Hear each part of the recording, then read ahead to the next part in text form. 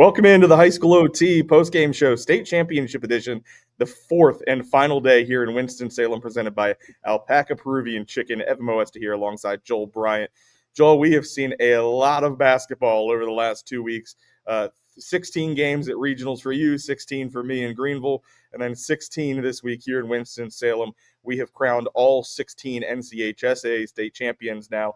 Congratulations to the winners in the 5 and 7A classes. Let's dive right into today's schedule. Let's start with the finale that we just saw here at Lawrence. Joel. That was the 7A boys between Southern Durham and Mooresville. It is the Spartans who hoist their first state championship banner in program history, a 54-47 win over the Blue Devils. Joel, this Southern Durham team ends the year on a 20-game win streak. I think we thought from start to finish they were going to be one of the favorites, if not the premier favorite in 7A. It didn't come easy tonight, but in the fourth quarter and late moments of the third, A.J. Mormon rose to the occasion, and the Spartans come away with a big win. Yeah, Southern was here last year in the 3A state championship against Benel Smith. We knew that with A.J. Mormon coming back, they were going to have a shot, and they added players over the summer as well who were big pieces for them this year. A.J. Mormon kind of had a quiet first half, I would say, but he came alive in the second half and really showed that he was the best player on the floor. Really took over the game. Mooresville, just like the North Mecklenburg game, they came out like they belonged, like they acted like they were the favorite. Just so much confidence from them. Huge crowd behind them. They came out just very confident, and you would have thought that was the favorite team just watching them play and how they carried themselves. But eventually, Southern's talent, I think, won out on this one. Yeah, Mormon started 1 of 8 from the field. Credit to Mooresville's defense there, but he hits 5 of his final 6 shots. What really got him going was a three-pointer, a step-back 3 at the buzzer that put Southern Durham in the lead there. And from that point on, they did not trail in this one. Mooresville, as Joel mentioned, a red-hot start. The thing I love so much about the Blue Devils, and it's what I think made them so difficult to play against this season, is that they didn't have a quote-unquote star player. There were so many different guys who can contribute to that team. If you go down the list and you look at the scoring, it's 11, 11, 9, 8, 8. So it's by committee, and at any point, anybody can go get a bucket for them, and it got them off on the right foot. A 15-8 start after 1 for Mooresville. I will say the end of this game was kind of weird. It's like the past couple minutes of the game, Mooresville took a bunch of threes, didn't hit any. Southern took a bunch of free throws, didn't hit any. And I was kind of wondering at the end of the game, like, what if Mooresville just tried to get layups this whole time? Like, would they have caught up because Southern kept missing free throws? That we'll never know. I just thought that was kind of a quirky way to end the game. Yeah, Mooresville ends the game scoreless over the final 2:39 of this game, and they are your state runner-up in the 7A boys classification. But good for Southern Durham. This is their first state championship in program history. Joel, this has been a program that has been really successful for a really long time. A ton of great players have come through this program, as you mentioned last year. They got so close in that 3A final against Benel Smith. So good for the Spartans. They're hoisting their first state championship. It's the first state championship going back to Durham in 10 years. The last team to win one in the Bull City was Voyager Academy back when they had Jay Huff about a decade or so ago. Yeah, when we were doing the prep for this game, that shocked me that Southern did not won a state championship. I just assumed that they had one this whole time, frankly. But I guess I should do more research then. But yeah, just very impressive for them to finally break through. And you can tell that the community really, really wanted that one. Well, it's a state championship for the Southern Durham boys. Their girls fall short in the 7A girls title game that was played at 5 o'clock this evening. They fall to North Mecklenburg, 65-38, the final score there. I'm not shocked by the final score, Joel. It's not a knock on Southern Durham. It's more just how good North Mech was. The thing that had been holding the Vikings back from breaking through had been Lake Norman, and they finally, get across the finish line against the Wildcats in the regional final. And they just have this two-headed monster of Lenise Joseph and Morgan Knox. Once again, they steal the show. They combine for 40 points. They combine for 23 rebounds.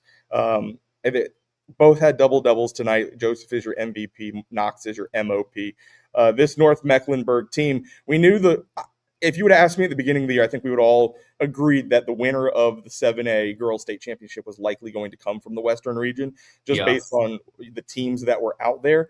And North Mecklenburg was in that mix as a top 3 team that was going to be able to come out of the region. And, good for Coach Jennifer Baker, who's able to win a state title at a school that her fingerprints have covered for so long. Yeah, same thing we said for 3A East boys last night. It's just one of those things where, like, in that case, it was the East that probably had a few teams that probably would have been favored in the state championship, just like this tonight, where in the 7A West girls, there's probably a few teams that would have won this game, and North Mecklenburg's one that made it through the West. So yeah, I think we saw this one coming. Joseph, really impressive game. 21 points, smooth, 10 of 14 from the field, and 7 blocks as well. Just really impressive player from North Mac. Yeah, she flirted with a triple-double. The most outstanding player for Southern Durham was Aaliyah Herndon. She finished with 9 points. Ashlyn Hudson contributed 12 points, 10 of 13 from the free throw line. Hudson also grabbed 8 rebounds.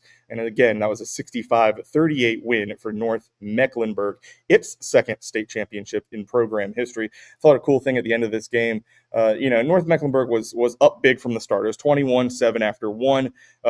Southern had a really strong second quarter, but after that it was 18-5 in the third, and then North Mech wins the fourth. They showed Andrea Stinson up on the video board. She was in attendance, obviously an NC State legend, a North Mech legend. One of the best players in the girls' ranks to come through this state. She stood up and everybody just went wild. I thought that was very cool, kind of linking together the history of North Mech. Obviously, the boys program has been so good over the years, and now the girls program, is right there on the mountaintop with them with the state championship. Yeah, and it's always satisfying when we get one of those kind of like even pure kind of anniversary championships, right? So 40 years exactly for North Mech. It's always cool when you get like a number like that they happen with each other like that. So North Mecklenburg, your 7A girls state champions. The 5A boys, Joel, that was exhausting, fun. You could use so many different adjectives to. Here's what I'll say about this game. This game had the best first half of the whole week. It maybe had the best overall half the whole week being that first half, and you can tell that Fike they gave everything in that first half, especially the first quarter. They were leading the first quarter by 7 points, and then the rest of the way, I think you said Huss outscored them by 41 the rest of the way. Is that right? They did, yes. Over the final 3 quarters, Huss tonight outscores Fike in the boys state championship game, 103-69 the final. You heard that right, 103. That is the second most points ever scored in a boys basketball state championship in the NCHSAA. It is the third time a team has ever scored 100 points. It's going to be hard to touch Farmville Central's 2021 mark of 113. Yeah, this one was going to come down. It was always going to come down to the guard play of Huss and also the big man to quave the screen of Fike. Green had a very good first quarter. He had 9 points in the first quarter. It didn't seem like they'd be able to stop him all night. And then I noticed that Huss started to face guard him from down low. They were fronting him and face guarding him. And I think that really limited the touches he got down low in the paint. They just couldn't get the ball to him when they started doing that. But I think Green really impressed a lot of people here. Is kind of like his coming out party these last couple of weeks. Finished with 20 points, 8 rebounds, 3 blocks. And he's only a junior, a 6'8", 6'9" junior. Very excited to watch him again next year. Yeah, he loved to play above the rim. I think everybody's jaws dropped. He had a huge dunk early. It was like a Shaquille O'Neal style dunk, and everybody was going nuts, and they had momentum. They were kind of riding that hot hand that they had in the regional final where Jameer Lofton scored 40. But I think the story in this one is as good as Fike's backcourt was and has been, Huss's has been better. And it showed when Jaleel Smith dropping 41 points tonight to lead the Huskies, 14 of 27 from the field, 12 of 14 at the line. And then Zaire Phillips, a wild stat line. 27 points, 9 of 15 shooting, 5 of 9 from 3.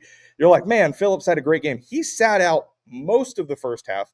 He picked up his third foul less than 4 minutes into the game, and they had to sit him till the final seconds of the second quarter. He checks in the last 30 seconds, hits a 3 at the buzzer, and they knew they were on offense. Yeah, he took off. And he didn't have another foul the rest of the game. So he got 3 fouls before the first TV timeout this game, and then didn't have another foul the rest of the game. So really, really smart defense by him. And he was hot. He finished 5 of 9 from outside. He was just stroking it today. Super, super good tandem between him and Smith. I put the over-under at Smith free throw attempts at 15 yesterday. He has 14. He had 14 Bad tonight.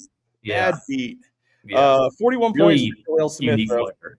Really unique player. He's very, very smart. Just so crafty. Only a sophomore, one of the best performances that we saw all weekend long. Yeah, 8 it's very boards, 6 impressive. assists. Like, geez. Yeah. His basketball IQ is just off the charts, and he's going to be special last couple of years of his high school career. Yeah, he helped take Huss last year to the regional final here in Winston-Salem. He had a short little sabbatical and then returned back to Huss Well, and this year. I asked him about that in post game press conference. And he said the reason for those that don't know, he had transferred to Winston Salem Christian, yeah. Christian, one of those schools, and he was there for a little bit, and then he went back to Huss, and then he told me in the press conference today that he went back because he wanted to win a state championship, and he proved himself right today by winning it. Yeah, Jaleel Smith, if you didn't know the name, now you do. He put on a show in the 5A state championship as Huss drops 103 points. Last but not least, the first game of the day, which, Joel, may have been the most exciting game. A lot of people were loving the outcome of this game because it was just a battle for all 32 minutes. That was the 5A championship between North Lincoln and Southeast Alamance. North Lincoln, the Knights, they win their first state title in school history. They knock off the reigning 3A state champions, the Stallions, 59-56. It comes down to the final seconds of the game. That's where North Lincoln hits a free throw or a series of free throws to take the lead. But neither team won a quarter by 3 points or more. Just across the board, it was a back-and-forth game. And when they met back in November, I think we mentioned it last night, it came down to a buzzer-beating shot. And, of course, 9.4 seconds left is when this game is decided. Yeah, this one was very intense, just back and forth. And it's interesting because I was thinking about North Lincoln after the game. They only have, one senior on that team? Yeah, she averages less than, I think, 2 points a game. So this whole team. So we were talking in the press room, that team's just going to win it again next year. But then I reminded myself, that's exactly what I said about Southeast Alamance last year. Yep. So it's interesting that we all thought, Southeast was probably just going to waltz to a state championship again. And they faced a team that just got really, really, really good over the offseason, got a lot better. And North Lincoln, we said yesterday that they were kind of inspired by what happened with them. They had an ineligible player situation where they had to forfeit a bunch of wins from the season. They feel it was kind of wrong what happened to them. I'm not sure what the full entire story is behind that. But, they took it as motivation. And they played very angry the whole playoff run. And you can tell how inspired they were today. Frankly, it looked like a team that had already won a state championship versus a very, very hungry team that had not won one. That's really what it looked like to me. And I thought it was interesting in the post-game press conference, Coach Carr at North Lincoln saying that, when they were faced with that verdict where they had to forfeit 17 of their 18 wins from this regular season, it didn't phase these girls. They just went right back to work. They knew the task at hand. They win the one game that they need to win to secure a playoff spot, and then they just went on this run. Here's the thing. When that news dropped, I think it was so significant because we already knew this North Lincoln team was good enough to do what they did today. I also thought this game was just this wild battle of runs. You always say that in a big game. Oh, it's a game of runs. It was. In the first half, these two sides both had runs where they outscored the other by 7 or more points. There were 4 of those in the first half of this game. And then, coming out of the break, it's North Lincoln, who I believe had a 1-point lead at the break or was down 1 at half. And then they just go right back at it, back and forth. Shania Paler, who was the hero of the game back in November, she goes 11 of 22 for the field, 23 points. She did all she could to kind of keep Southeast Alamance in this one. Yeah. But North Lincoln, Allie Smith, 16, Lydia Cipriano, who had I want to point out Cipriano, kind of like Zaire Phillips from the last game we talked about. She had a third foul very early, and she comes back in and manages to only pick up one more foul the rest of the game. She hit multiple big threes in the fourth quarter, and she hit the really what were the game-winning free throws at the very, very end. So she was ice cold in this fourth quarter, and she won the MVP for that. Yep, Lydia Cipriano is your game MVP. 15 points, 3 of 4 from downtown, 4 of 6 from the line. Ashlyn Black also had 10 points for North Lincoln, but she too was in foul trouble. She fouls out early in this game, finishes with 10.7 boards though, which really helped out the Knights early on in this game, kind of hold pace with Southeast Alamance. But Joel, the difference in this game, when you kind of look at the numbers, it was free throw shooting. It was a back and forth game. It's decided by 3 points. North Lincoln, not only did they shoot 8 of 17 from three, which is 47%, they hit 17 of their 20 foul shots. That's an 85% clip. Southeast Alamance, 10 of 18, 55%. Coach Surratt said in the post game, missing 8 free throws isn't going to win you many games. And it felt like in crunch time, every time Southeast would go to the line, they would go 1 of 2.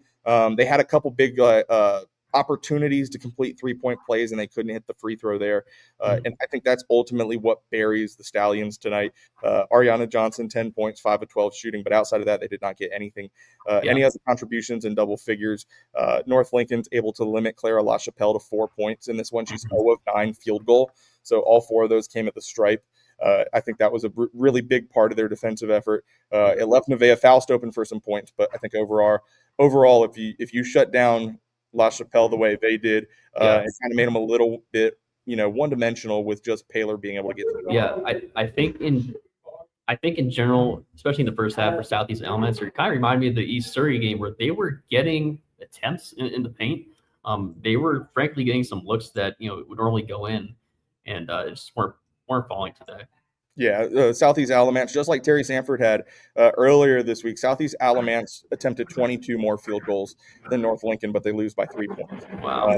That's kind of tells the story of this game in this one. But also a quick shout out here. 2 state champions from the same conference is what we get in this one, as North Lincoln's girls hoist the title. Yesterday, Maiden's girls were state champions as well. So in a 4A, 5A split league, you get 2 state champions. That's the Western Foothills Conference, Joel.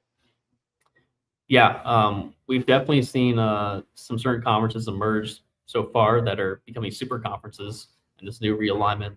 It'll be fun to track, do a whole tally of all the state championships when we get through the spring this year, just like which conferences are really winning the most. That'll be fun. And I meant to point out earlier, the quarter spreads in this game were crazy. So the first quarter was 1 point, second quarter was 2 points, back to 1 point in the third quarter, and then 3 points in the fourth quarter. That tells you just how close this game was the entire time. Again, it's North Lincoln picking up a 59-56 state championship win over Southeast Alamance.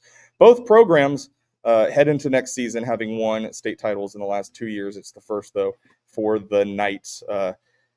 Joel, a lot of basketball that we've seen this week. What has been your biggest takeaway from all of the action here in Winston-Salem? And, I thought over these last 2 days we had some really good crowds.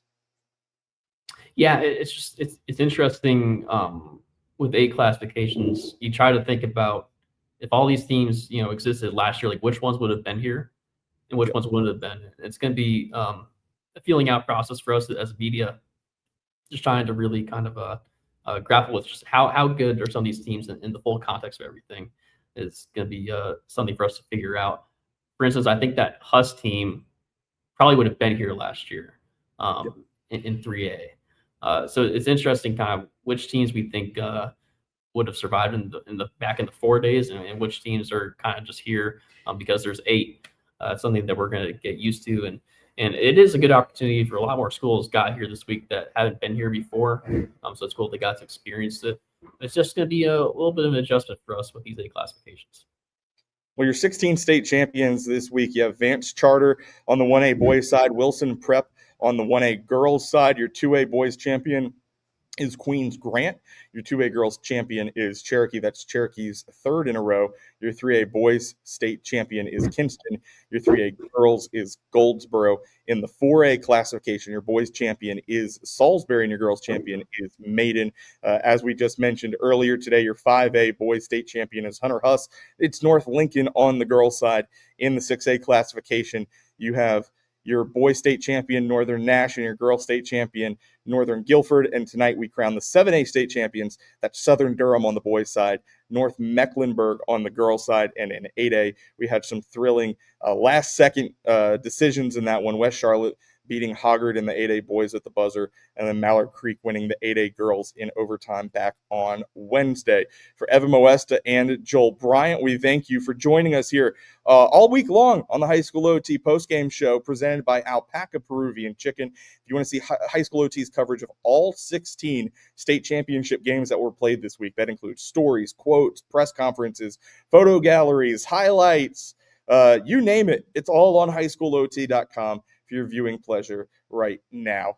We thank you again for tuning in, and we thank our sponsor, Alpaca Peruvian Chicken. Visit alpacachicken.com. Check out one of their locations across North Carolina. Download their app as well. You can get a free entree. But again, for Evan and Joel here from the Joel in Winston-Salem, congratulations to all 16 NCHSAA state champions.